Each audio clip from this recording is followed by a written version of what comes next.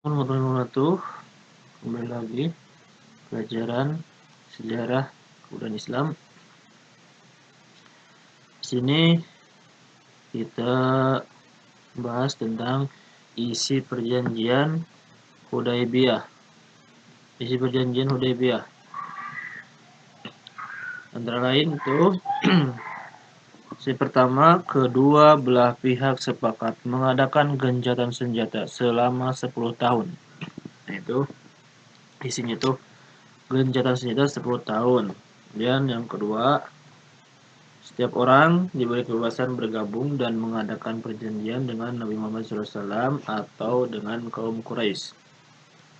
Ini ada kebebasan perjanjian dengan Nabi. Kemudian yang ketiga, setiap orang Quraisy menyeberang kepada Nabi Muhammad SAW tanpa seizin walinya harus dikembalikan. Sedangkan jika pengikut Nabi Muhammad SAW bergabung dengan Quraisy tidak dikembalikan. Kemudian yang keempat, pada tahun ini Nabi Muhammad SAW harus kembali ke Madinah. Pada tahun berikutnya, mereka diizinkan menjalankan ibadah haji dengan syarat menetap selama 3 hari di Mekah dan tanpa membawa senjata. Boleh menginap tanpa membawa senjata. Kemudian setelah penandatanganan perjanjian Hudaybiyah, Abu Jandal bin Suhail, anak Suhail bin Amr, wakil Quraisy, adalah perjanjian datang kepada Nabi Muhammad SAW dengan kaki terbelenggu. Ia meminta perlindungan karena ayahnya menyiksa setelah ia masuk Islam.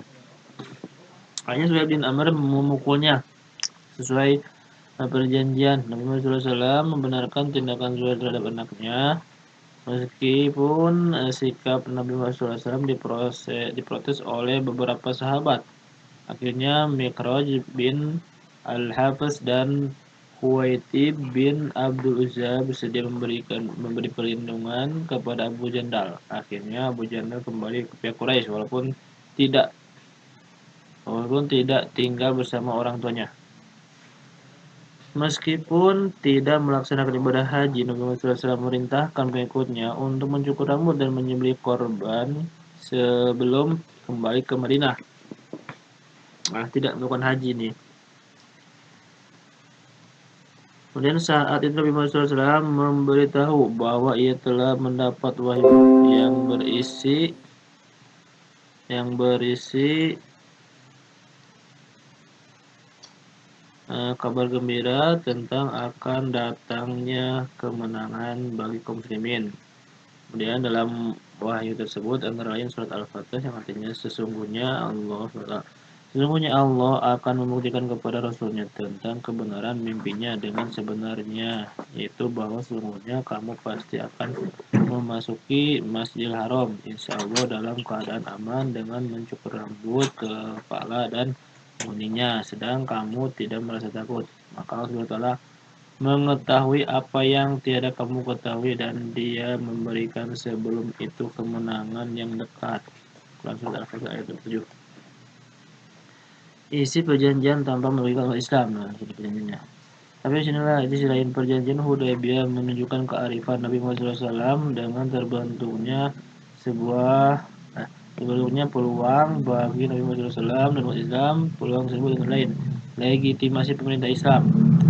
Perjanjian Hudaybiyah tersebut secara tidak langsung mengakui status politik Nabi Muhammad SAW sebagai pemimpin umat Islam dan pemimpin kota Madinah. Nah, ini pemimpin umat Islam dan pemimpin kota Madinah, sekaligus mengikuti keberadaan pemerintahan Islam di Madinah. Kemudian dua, fokus penyebaran Islam. Pada perjanjian Hudaybiyah mencantumkan gencatan senjata selama 10 tahun merupakan kesempatan emas untuk menyebarkan Islam tanpa diganggu oleh urusan perang. Nabi Muhammad SAW dan para sahabatnya bisa fokus menyebarkan Islam tanpa terganggu oleh urusan perang.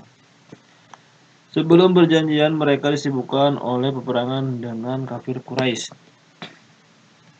Antara tahun 6 Hijriah dan 8 Hijriah, Nabi Muhammad SAW mengirim utusan ke berbagai kerajaan, antara lain kepada Heraklius, yaitu Kaisar Bizantium, kemudian Kisra, penguasa Persia, kemudian Mukaukis, penguasa Mesir, Negus, Najasyi, penguasa Dakius, Kisra, Mukaukis, Negus atau Najasyi, kemudian Haris Al-Ghasani, Raja Hiro, gubernur Persia dari Yaman, Haris Al-Himsari, penguasa Yaman. Di antara mereka yang masuk Islam adalah gubernur Persia yang di Yaman, gubernur Persia di Yaman. Tetapi banyak dari mereka menolak secara halus, bahkan sambil mengirim hadiah seperti Mukaukis mengirim hadiah yang terdiri atas ribuan emas dan puluhan potong jubah, mahkota, dan juga orang budak Kristen Koptik, Maria dan Sirin. Ini Maria Kibtiah nih, yang dikawal oleh seorang kasim tua. Maria kemudian dikawini oleh Nabi Muhammad SAW dan Sirin dikawini oleh Hasan bin Thabit. Dari perkawinannya dengan Maria memperoleh seorang putra, Ibrahim, yang meninggal ketika masih kecil. Nah, ini istri Rasul dari Mesir, dari Maria Kibtiah. Dan penolak paling kasar adalah Haris Al-Ghasani, Raja Hiro, yang membunuh utusan Nabi Muhammad SAW. Nabi Muhammad SAW mengirim pasukan sebanyak 3.000 orang di bawah pimpinan Zaid bin Haris untuk menyerang Raja Al-Ghassan. Ya. Peperangan tersebut di Mu'tah, pasukan Islam mendapat kesulitan karena pasukan Al-Ghassan mendapat bantuan dari pasukan Kekaisaran Romawi. Akhirnya Khalid bin Walid mengambil alih komando dan memerintahkan pasukan untuk menarik diri kembali ke Madinah. Kemampuan Khalid bin Walid menarik mundur pasukan Islam dari kepungan Al-Ghasani yang berjumlahnya ratusan ribu. Nah, itu membuat kagum masyarakat di sekitar wilayah tersebut. Banyak kabilah Najd yang masuk Islam. Ribuan dari kabilah Sulaim, kemudian Al-Asya, Butofan, Al-Ba'is, As-Subyan, dan Fazaro juga masuk Islam karena melihat keberhasilan dakwah dan politik Islam. Kemudian simpatik kepada kearifan Nabi Muhammad SAW. Nah, kearifan Nabi Muhammad SAW dalam perjanjian menarik simpatik para pembesar Quraisy. Para pembesar Quraisy dan anak keluarganya yang terhormat Mekah banyak yang beriman. Di antaranya Khalid bin Walid, Umar bin As, Abu Bashir, putra Suhail bin Amr, Walid bin Walid, adik Khalid bin Walid. Kemudian Asam ibnu Khalid, Utsman bin Tolhah bin Abdudar, Aqil bin Abi Thalib, saudara Ali bin Abi Thalib, dan Jubair bin Mut'im.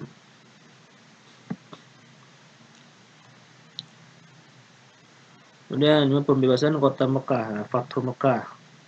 Setelah perjanjian Hudaybiyah berjalan 2 tahun, suku Bani Bakar dibantu oleh kafir Quraisy menyerang dan membantai Bani Khuza'ah yang telah menyatakan bergabung dengan umat Islam di Madinah.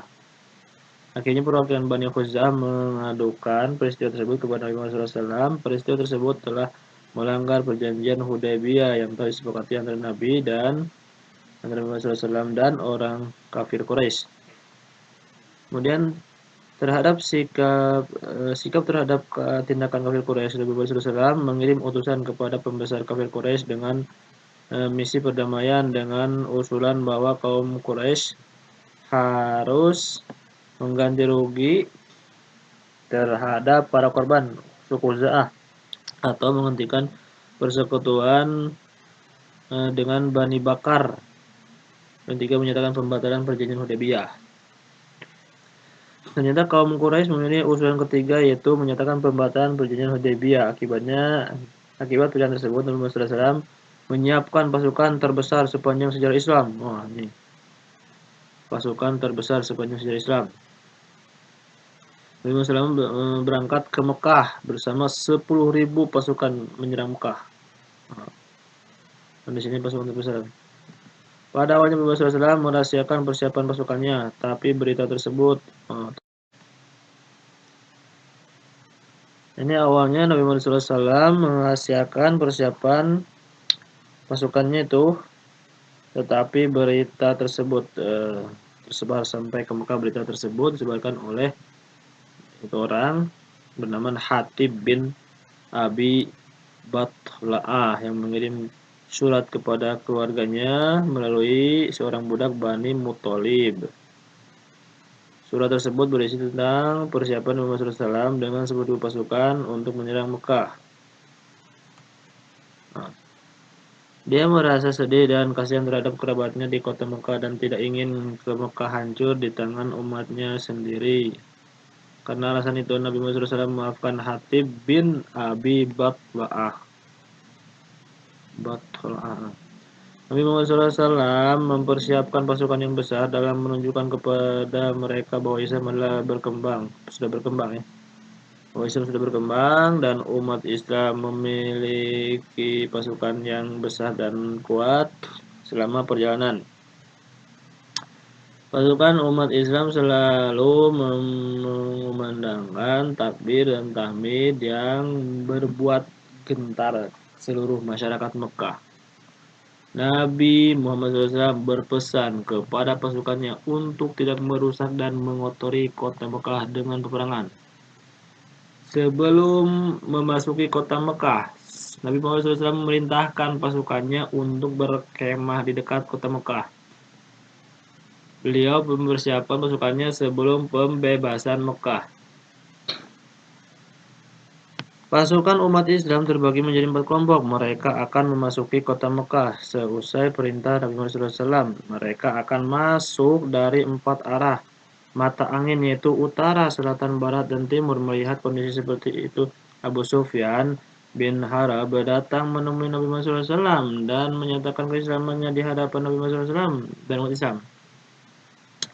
Setelah itu Nabi Muhammad SAW memberikan kepercayaan kepada Abu Sufyan sebagai perantara dengan kaum Quraisy. Dalam hal ini Nabi Muhammad SAW memberikan keamanan bagi Abu Sufyan dan keluarganya dengan menyarankan bahwa orang yang masuk rumah Abu Sufyan akan selamat. Orang yang masuk masjid akan selamat dan orang yang menutup pintu rumahnya rapat-rapat akan selamat. Setelah persiapan selesai, Nabi Muhammad SAW dan pasukannya yang terbagi menjadi 4 kelompok masuk ke kota Mekah dari 4 penjuru, sehingga Mekah terkepung oleh umat Islam. Nabi Muhammad SAW dan pasukannya masuk Mekah dengan damai. Akhirnya, tepat tanggal 1 Januari 630 Masehi, kota Mekah dapat dikuasai Nabi Muhammad SAW dan umat Islam. 4 penjuru ya. Di sinilah kemenangan. Nabi Muhammad SAW langsung menuju Ka'bah dan melakukan tawaf. Setelah itu Nabi Muhammad SAW menghadap orang-orang yang berkumpul di masjid dan Nabi Muhammad SAW memaafkan semua kesalahan mereka. Setelah itu Nabi Muhammad SAW menghancurkan berhala-berhala. Di sana banyak berhala. Berhalanya sebanyak 360 berhala yang mengelilingi Ka'bah. Setelah bersih dari berhala, Nabi Muhammad SAW memerintahkan Bilal untuk melakukan azan di atas Ka'bah. Kemudian umat Islam melakukan salat berjamaah dengan Nabi Muhammad SAW.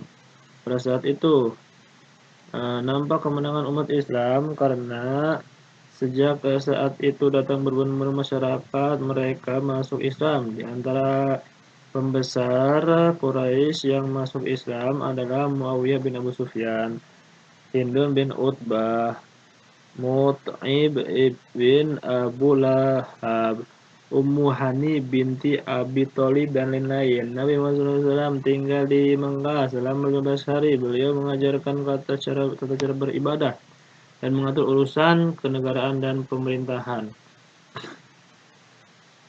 Ini keempat adalah haji wada, haji pamitan pada bulan ke-11 dan ke-10 Hijriah. Nabi Muhammad SAW mengumumkan kepada seluruh masyarakat Madinah bahwa beliau akan memimpin ibadah haji. Berita tersebut juga dikirim kepada seluruh suku yang berdiam di wilayah Jazirah Arab. pada tanggal 27 Zulqa'dah 23 Februari 630. Nah, di tahun pada tanggal nih pada tanggal 25 Zulqa'dah 23 Februari 632 Masehi, Rasulullah SAW meninggalkan Madinah sekitar 100.000 jamaah turut menunaikan haji termasuk seluruh istrinya.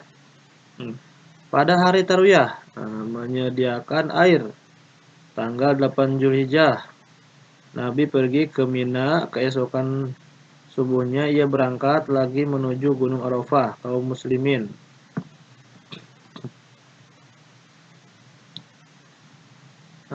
ini saat itu kaum muslimin mengikuti sambil mengucap talbiyah labbaik Allahumma labbaik dan takbir. Nabi selesai berhenti di Namira, sebuah desa di sebelah Taimah Arafah, untuk berkemah. Setelah matahari tergelincir, beliau berangkat menuju wadi di wilayah Uran. Di tempat inilah Nabi Muhammad SAW menyampaikan khutbahnya yang sangat bersejarah. Setelah mengucapkan syukur dan puji kepada Allah Subhanahu wa taala, Nabi Muhammad SAW mengucapkan khutbahnya dengan diselingi jeda pada setiap kalimat berikut. Wahai manusia, perhatikanlah kata-katamu ini. Kata-kata ini ya. Perhatikan kata-kata ini. Aku tidak tahu kalau sesudah tahun ini dalam keadaan seperti ini tidak lagi bertemu dengan kamu sekalian. Saudara-saudara, sesungguhnya darah dan harta kamu adalah suci buat kamu sampai datang waktunya kamu sekalian menghadap Tuhan. Kamu pasti akan menghadap Tuhan. Pada waktu itu akan dimintai pertanggungjawaban atas segala perbuatanmu. Dan barang siapa disertai amanat, siapa telah diserahi amanat, tunaikanlah amanat itu kepada yang berhak menerimanya. Sungguhnya semua riba sudah tidak berlaku. Semua riba sudah berlaku, tetapi kamu berhak menerima kembali modal kamu. Janganlah kamu berbuat aniaya terhadap orang lain, dan janganlah pula dianiaya. Hari ini nisfu setan yang minta disembah di negeri ini sudah putus asa untuk selamanya. Tetapi kalau kamu turutkan dia walaupun dalam hal yang kamu anggap kecil, yang berarti kamu merendahkan segala perbuatanmu, niscaya akan senanglah dia. Oleh karena itu, peliharalah agamamu ini dengan baik-baik. Kemudian, saudara-saudara, seperti halnya kamu mempunyai hak atas istri kamu, maka istri kamu mempunyai hak atas dirimu. Hak aku atas mereka ialah untuk tidak mengizinkan orang yang tidak kamu sukai menginjakkan kaki ke atas lantaimu, dan jangan sampai mereka secara terang-terangan melakukan perbuatan keji. Berlaku baiklah terhadap istri kamu. Mereka itu kawan yang membuatmu mereka tidak memiliki sesuatu untuk diri mereka. Kamu mengambil mereka sebagai amanat Tuhan, dan kehormatan mereka dihalalkan untuk kamu dengan nama Tuhan. Ada masalah yang sudah jelas kutinggalkan di tanganmu, yang jika dipegang teguh kamu tidak akan sesat selama-lamanya, yaitu kitabullah dan sunnah Rasulullah SAW. Sungguhnya setiap muslim itu saudara muslim lainnya, dan semua kaum muslim itu bersaudara. Akan tetapi seseorang tidak dibenarkan mengambil sesuatu dari saudaranya kecuali jika diberikan kepadanya dengan senang hati. Janganlah kamu menganiaya diri sendiri. Katakan kepada mereka bahwa darah dan harta yang disucikan oleh Tuhan seperti hari ini yang suci sampai datang masanya kamu sekalian terhadap Tuhan. Setelah itu, semua Nabi Muhammad SAW kemudian bertanya kepada seluruh Jarna.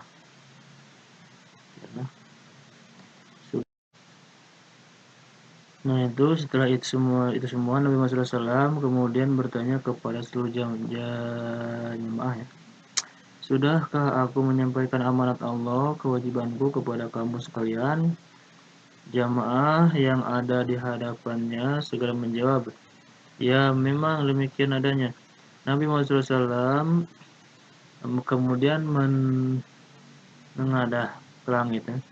Menengadah ke langit sambil mengucapkan, ya Allah engkau menjadi saksiku. Setelah asar Nabi Muhammad SAW berangkat ke Mina. Pada waktu itu Nabi Muhammad SAW membacakan firman Allah kepada kaum muslimin. Al-yawma akmaltu lakum dinakum wa atmamtu alaikum ni'mati wa raditu lakumul Islam madina. Pada hari ini telah kusempurnakan untuk kamu agamamu dan telah kuucapkan dan kucukupkan atmamtu adalah kucukupkan dan telah kucukupkan kepadamu nikmatku dan telah kuridhoi Islam itu jadi agamamu. Quran Surat Al-Maidah ayat 3. Nah, turun ayat di atas merupakan kabar gembira bagi umat Islam bahwa Islam telah sempurna. Akan tetapi Abu Bakar menangis karena merasa bahwa jika tugas Nabi Muhammad SAW telah selesai, berarti waktu meninggalnya sudah dekat. 2 bulan setelah menunaikan haji wada, Nabi Muhammad SAW menderita demam. Nabi Muhammad SAW tetap memimpin sholat berjamaah walaupun kondisi badannya lemah. Ketika badannya sangat lemah, sekitar 3 hari menjelang wafatnya, Nabi Muhammad SAW tidak bisa mengimami salat berjamaah. Nabi Muhammad SAW menunjuk Abu Bakar sebagai penggantinya menjadi imam salat. Semakin hari tenaganya terus menurun. Pada hari Senin 12 Rabiul Awal 8 Juni 632 Masehi. Nabi Muhammad SAW wafat di rumah istrinya Sayyidah Aisyah. Nah itulah tanggal wafatnya Rasulullah SAW.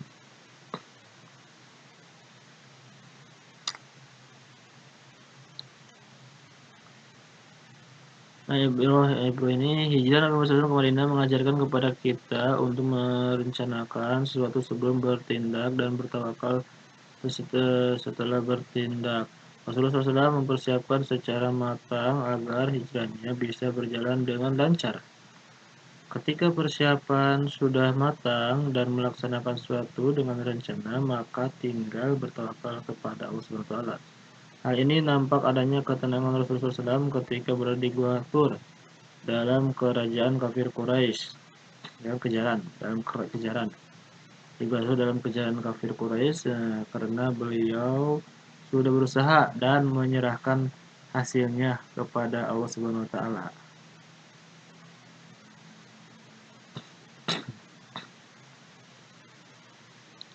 Anjingnya ada dalam rangkuman juga.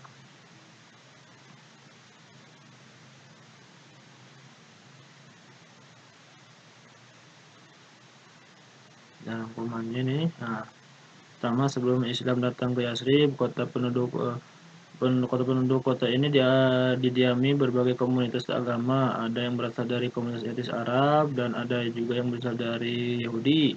Masing-masing komunitas tersebut memiliki tradisi keagamaan yang sudah mengakar dan lama dipraktekkan. Jarang dari mereka terjadi perselisihan yang berakibat peperangan yang disebabkan banyak faktor, antara lain kepercayaan, politik, ekonomi, dan sebagainya. Kemudian hijrah berasal dari kata bahasa Arab yang berarti meninggalkan, menjauhkan diri dan berpindah tempat. Adapun seorang yang bisa dikatakan hijrah jika telah memenuhi 2 syarat, yaitu pertama ada sesuatu yang ditinggalkan dan kedua ada sesuatu yang dituju. Tinggalkan dan dituju.